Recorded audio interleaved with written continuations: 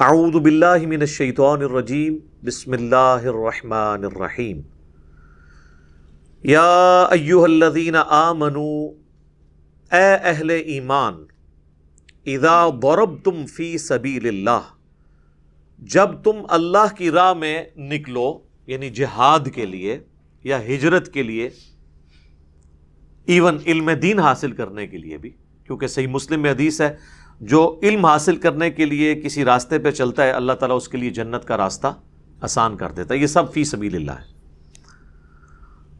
فتبینوا تو خوب تحقیق کر لیا کرو کس چیز کی؟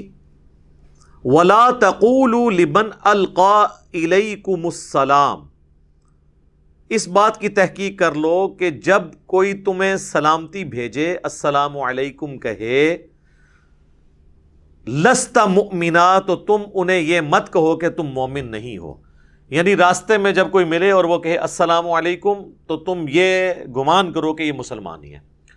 اب یہ اس ریولوشن کے دوران تھا، کیونکہ ہر وقت جنگ کا دھڑکا لگا رہتا تھا کہ کافروں کا کوئی گروپ حملہ نہ کر دے، تو اس کی نشانی یہ تھی کہ اگر کوئی سامنے سے اسلحہ بردار لوگ آ رہے ہیں اور وہ کہتے ہیں السلام علیکم یعنی آپ پہ سلامتی بھیج رہے ہیں، تو بس ٹھیک ہے، اب آپ اس کو مسلمان سمجھیں، یہ نہیں کہ آپ پریمپٹیو رائٹ کے طور پہ اسے قتل کر دیں۔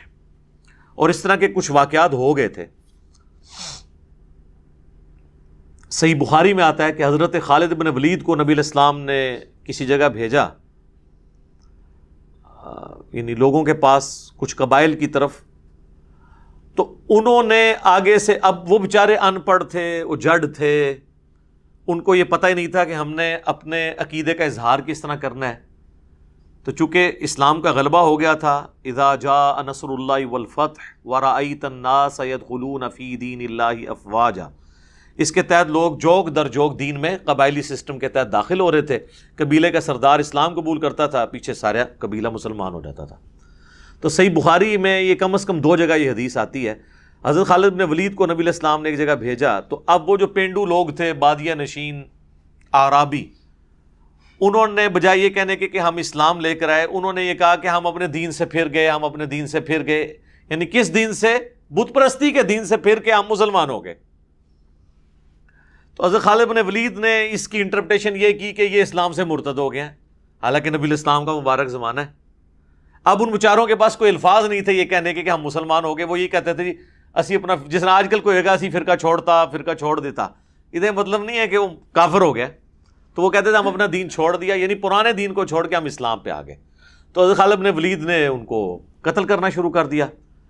تو وہاں پہ پھر انہوں نے کچھ صحابہ کے والے بھی بندے کیے کہ اپنے اپنے حصے کے لوگ قتل کرو، یہ مرتد ہیں۔ تو وہاں پہ پھر حضرت عبداللہ ابن عمر باقی صحابہ نے کہا کہ یہ تو کوئی طریقہ نہیں ہے، ہم نبی علیہ السلام سے پہلے اس کی اجازت لیں گے۔ نبی علیہ السلام کے پاس پہنچے تو انہوں نے کہا یا رسول اللہ، ہم نے تو اپنے اس پرانے دین سے پھرنے کا اناؤنسمنٹ کی تھی، ہمیں نہیں پتا کہ ہم نے کس طریقے سے اس چیز کا اظہار کرنا ہے۔ تو نبی علیہ السلام کو اتنا غصہ آیا، آپ نے 2 دفعہ فرمایا اے اللہ، خالد ابن ولید نے جو کچھ کیا میری کوئی ذمہ داری نہیں ہے، میں خالد کے اس عمل سے بری ہوں، یعنی اس کا جو وبال ہے یا اس غلطی کا جو خمیازہ ہے وہ اس نے خود اٹھانا ہے۔ نبی علیہ السلام نے قتل ناحق کے اگینسٹ اپنے آپ کو اعلان برات کر دیا۔ اور اسی کو سپورٹی وہ حدیث ہے جو میں درجنوں دفعہ بیان کر چکا ہوں، حضرت اسامہ ابن زید کے بارے میں۔ ایک جھڑپ کے دوران جب کافر ان کی تلوار کے نیچے آیا تو اس نے کلمہ پڑھ دیا، حضرت اسامہ ابن زید نے پھر بھی اسے قتل کر دیا، یہ سمجھتے ہوئے کہ یہ ڈر کے کلمہ پڑھ رہا ہے، اندر سے کافر ہی ہے۔ عین ممکن ہے ایسا ہی ہو، لیکن اسلام ظاہری کلمے کا کتنا احترام کرتا ہے۔ ان کو یہ کلک تھا کہ یہ میرے سے کام مس ہینڈل ہوا ہے۔ کچھ دنوں کے بعد انہوں نے خود اللہ کے نبی سے عرض کیا کہ اللہ کے نبی صلی اللہ علیہ وآلہ وسلم، اس طرح ایک جنگ کے دوران جب ایک کافر کے ساتھ میری لڑائی ہوئی، جب وہ میری تلوار کے نیچے آیا تو اس نے کلمہ پڑھ دیا، لیکن میں نے پھر بھی اسے قتل کر دیا۔ اور فرمایا اسامہ، جب اس نے کلمہ پڑھ لیا تھا پھر بھی تو نے اسے قتل کر دیا، کیوں؟ کہا یا رسول اللہ، اس نے ڈر کے کلمہ پڑھا۔ آپ فرمایا تو نے اس کا دل چیر لیا تھا۔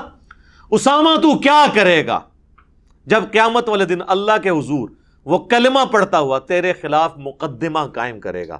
اسامہ تو کیا کرے گا؟ اسامہ تو کیا کرے گا؟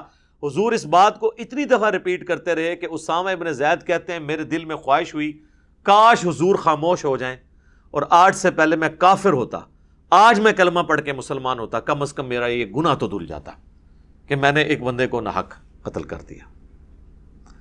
اچھا حضرت اسامہ نے نہیں کہا یا رسول اللہ میں نے دل چیر لیا تھا، کیونکہ اللہ کے ولی تو دل کا حال جان لیتے ہیں۔ ہمارے گھوڑے کے قدموں کی خاک اگر ہمارے گھوڑے کے نتنوں میں بیٹھے تو اس کو کوئی غوث قطب ابدال نہیں پہنچ سکتا، جب وہ دلوں کے حال جان لیتے ہیں تو یا رسول اللہ میں نے تو دل چیر لیا تھا۔ نا، اس زمانے میں عقیدے نہیں ہوتے تھے، یہ کہانیاں نہیں ہوتی تھی۔ تو اس میں سے یہ بھی ایک مورل لیسن یا مدنی پھول اس میں سے نکلتا ہے عقیدے کی اصلاح کا۔ انہوں نے یہ نہیں کہا اور الٹا پریشان ہو گئے۔ اچھا یہاں میرا معصومانہ سوال ہے کہ اگر ایک شخص میدان جنگ میں ایک صحابی کو قتل کرنے کے لیے آیا ہے اور جب وہ تلوار کے نیچے آیا عین ممکن ہے کہ وہ ڈر کے ہی کلمہ پڑھ رہا ہو، اور نبی علیہ السلام کہہ رہے ہیں کہ اس کے کلمے کا بھی احترام ہے، اور اسامہ تو اللہ کے حضور پکڑا گیا تو میں نے تو تیرے کوئی کام نہیں آنا، تو بعد کے لوگ اگر یہ کہیں کہ کچھ بھی ہیں تیرے محبوب کی امت سے ہیں، تو اسامہ ابن زید کو بھی کہنا تھا یا رسول اللہ کیڑا مسئلہ ہے، کچھ بھی ہیں آپ کی امت سے ہیں۔ ان کو پتا تھا یہ حضور کے سامنے بات نہیں کی جا سکتی۔ اچھا دوسرا مجھے یہ بتائیے، اگر ایک صحابی بھی کسی کے بارے میں ججمنٹ دے کلمے کے باوجود کہ یہ کافر ہے اور اسے مار دے، حضور اس کی ججمنٹ ماننے کے لیے تیار نہیں ہے، تو آپ کی مذہبی جماعتوں کو یہ کیسے حق حاصل ہے کہ کسی کو اسلام میں داخل کرنے یا نکالنے کا سرٹیفکیٹ دیں؟ سر اگر یہ اتھارٹی اسامہ ابن زید کے پاس نہیں ہے نا، تو کسی مذہبی جماعت کے لیڈر کے پاس یہ اتھارٹی نہیں ہے کہ وہ لوگوں کا اسلام یا ان پہ توہین مذہب کا الزام لگائے یا ان کے بارے میں خود پری ایمپٹیو رائٹ رکھتے ہوئے کوئی فتویٰ جاڑ دے۔ یہ ہو سکتا ہے؟ ان کی کیا اوقات ہے؟ ان کا ایمان، ان کے پیچھے تو قرآن کھڑا ہے، ان کے تو ایمان کا ہمیں پتہ ہی نہیں ہے کہ یہ کس ایجنڈے کے اوپر کام کر رہے ہیں، تو یہ لوگوں کو سرٹیفکیٹ دیں گے ایمان کے؟ کسی کے پاس سرٹیفکیٹ نہیں ہے، بس جو کلمہ پڑھتا ہے اس کے ظاہری کلمے کا احترام ہوگا، باقی اگر وہ منافق ہے یا کوئی اور ایشو ہے وہ اللہ اور بندے کا معاملہ ہے، قیامت والے دن پولیس رات کے اوپر وہ الگ ہو جائے گا، لیکن دنیا میں آپ نے ظاہری کلمے کا احترام کرنا ہوگا، اور اگر آپ نہیں کر رہے ہیں تو اس کا مطلب ہے کہ آپ کا مرتبہ صحابہ سے زیادہ ہے، نعوذ باللہ۔ اگر اسامہ بن زید کو حضور کہہ رہے ہیں میری کوئی ذمہ داری نہیں ہے، اللہ کے حضور اگر اس نے مقدمہ قائم کیا تو سر آپ کی ذمہ داری بھی، آپ کا بھی جو ذمہ ہے رسول اللہ کے حصے سے اٹھ چکا ہے، کیونکہ آپ علیہ السلام پھر آپ کو بھی نہیں اٹھائیں گے۔ انہوں نے نہیں کہا یا رسول اللہ آپ دعا کریں میرے لیے، خیر ہے میں پریشانی ہوگی، کاش میں آج سے پہلے کافر ہوتا تو کلمہ پڑھ کے آج مسلمان ہوتا اور میرا یہ گناہ دھل جاتا۔ سر یہ حدیثیں وہ ہیں جو بخاری مسلم میں صدیوں سے لکھی تھیں، لیکن وہ بخاری مسلم میں ہی لکھی رہ گئیں، باہر نہیں نکلیں۔ باہر نکلتی تو آج یہ جو قتل و غارت کا بازار گرم کیا ہوا ہے توہین مذہب کے نام کے اوپر، گستاخیوں کے نام کے اوپر اور فتووں کے نام کے اوپر، تو یہ معاملات نہیں ہونے تھے۔ اور اللہ کا شکر ہے ہمارا یہ پلیٹ فارم ہے، ورنہ آپ کی آنے والی نسلیں تو اس دین سے متنفر ہو جاتی۔ جو دین کا حلیہ آپ نے بگاڑ کے پیش کیا ہے نا، مرنے اور مارنے والا، کسی نے اس دین کو قبول ہی نہیں کرنا تھا۔ انہوں نے کہا یہ تو ہم انسیکیور ہیں۔ ایک گورا کافر ہے، سیکیور ہے، جیسے ہی مسلمان ہوتا ہے انسیکیور ہو گیا، کیونکہ اگر وہ شیعہ ہو گیا تو دیوبندی اور بریلوی اور اہل حدیث کہیں گے اس کو مار دو، اور اگر وہ اہل حدیث ہو گیا تو بریلوی اور دیوبندی کہیں گے انگریزوں کی پیداوار ہے، خوارج کی جماعت ہے۔ دیوبندی ہو گیا تو بریلویوں نے کہنا گستاخ رسول ہے، بریلوی ہو گیا تو باقیوں نے کہنا ہے مشرک ہے۔ تو وہ تو کہے گا پائی میں باہر ہی ٹھیک ہے، منو سکون زندگی گزارن دیو، جڑی 4 دن دی زندگی میں سکون نال کٹ لواں۔ اب وہ رچرڈ ڈاکنز جو ہے نا، اس کو کسی نے کہا کہ اگر یہ جو کچھ تم کر رہے ہو ایتھیزم کا جو تم نے فتنہ کھڑا کیا ہے، تو کسی کرسچن نے سوال کیا، ظاہر وہ اس کا کرسچینٹی کے ساتھ ہی سلسلہ تھا نا، تو اگر یہ سب کچھ سچ ہوا اور قیامت والے دن اللہ کے حضور تمہاری پیشی ہو گئی اور جیزس کرائسٹ نے تم سے پوچھ لیا، پھر تم کیا کرو گے؟ اس نے کہا کہ میں ادھر جیزس کرائسٹ سے کہوں گا کہ جن لوگوں کے حوالے آپ اپنا دین کر کے گئے تھے نا، ان سے میں کم از کم بہتر تھا، ٹھیک ہے، اور یہ بات ریالٹی ہے، ان سے بہتر تھا جو کچھ انہوں نے دین کا حلیہ بگاڑا ہے۔ تو اگر یہ دین آپ کا دین تھا جس کو آپ بھی قیامت والے دن آن نہیں کر رہے، جی یہ انجیل کے اندر لکھا ہے کہ قیامت والے دن لوگ حضرت عیسیٰ کے پاس آئیں گے کہ جیزس کرائسٹ ہم نے آپ کے نام پہ بے علاج مریض ان کو شفا دی اور یہ سب کچھ کیا، تو وہ کہیں گے سحقن سحقن لمن غیر بعدی، ان کو مجھ سے دور کر دو۔ یہی تو تھا جس کے اوپر وہ احمد دیدار صاحب نے وہ جمی سگارڈ سے مناظرہ جیتا تھا۔ اس نے کہا لا علاج مرض ہم حضرت عیسیٰ کے نام پہ اسے صحیح کر دیں گے، تم محمد کے نام پہ اسے کرو، ان کا تمہارے بارے میں تو پہلے ہی موجود ہے، تمہیں تو دھتکار دیا جائے گا۔ اور سر یہ حدیث بخاری مسلم میں بھی ہے، میرے حوضے کو اثر پہ بھی لوگ لائے جائیں گے، میں پلانے لگوں گا جب تو کہا جائے گا انہوں نے آپ کے بعد آپ کے دین کا حلیہ بگاڑ دیا۔ سحقن سحقن لمن غیر بعدی، اور اس میں الفاظ ہیں، میں بھی وہی کہوں گا جو عیسیٰ ابن مریم کہیں گے، اے اللہ جب تک میں ان میں موجود تھا ان پر گواہ تھا، جب تو نے مجھے اٹھا لیا پھر تو ان پر گواہ تھا، اب یہ تیرے بندے ہیں، چاہے انہیں معاف کر دے چاہے ان کے ساتھ جو ہے وہ تو عذاب والا معاملہ کرے۔ تو اللہ فرمائے گا آج صرف سچوں کو سچا عقیدہ فائدہ دے گا۔ باتیں ساری ایک ہی ہیں، وہ سارے مذاہب میں آپ کو گھوم پھر کے سورس ایک ہی نظر آ رہا ہے، ایک ہی طرح کی خرابیاں انبیاء کے ماننے والوں میں آتی ہیں اور وہ پھر آگے ٹرانسفر ہوتی ہیں۔ بہرحال اللہ تعالیٰ فرما رہا ہے کہ اگر کوئی کہنا سلام بھیجے تو کہا کرو مومن ہی، اسے تصور کیا کرو، یہ نہ کہا کرو تم مومن نہیں ہو۔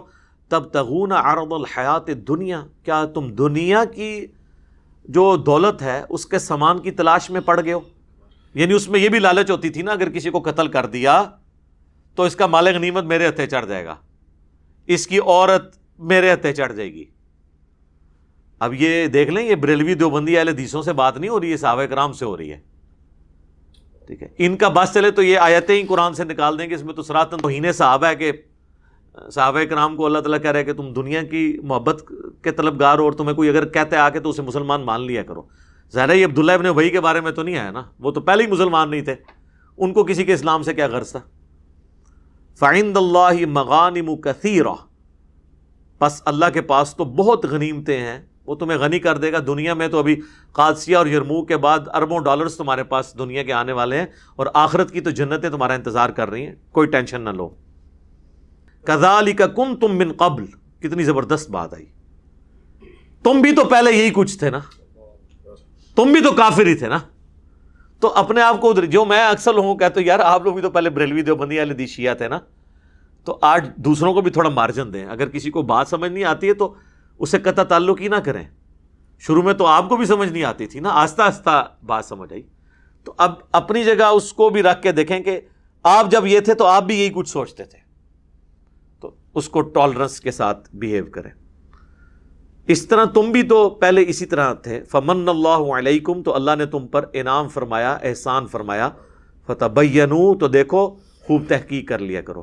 اس سے پتہ چل گیا کہ یہ صحابہ کرام کے بارے میں یہ کہ اللہ نے تم پر احسان کیا، تمہیں ایمان کی دولت ملی۔ اب کوئی نیو مسلم آئے تو اس کے بارے میں بدگمانی نہ کیا کرو، اور اس چکر میں نہ رہو کہ اس کو مار کے میں دنیا کا مال حاصل کر لوں گا۔ سر یہ آیات واضح ثبوت ہیں اس بات کا بھی کہ اسلام تلوار کے زور پہ نہیں پھیلا، اسلام نے آخری درجے تک تلوار کو اوائڈ کیا کہ اس لیول تک بات نہ پہنچے۔ ان اللہ کان بما تعملون خبیرا، بے شک اللہ تعالی خوب واقف ہے اس سے جو کچھ تم کر رہے ہو۔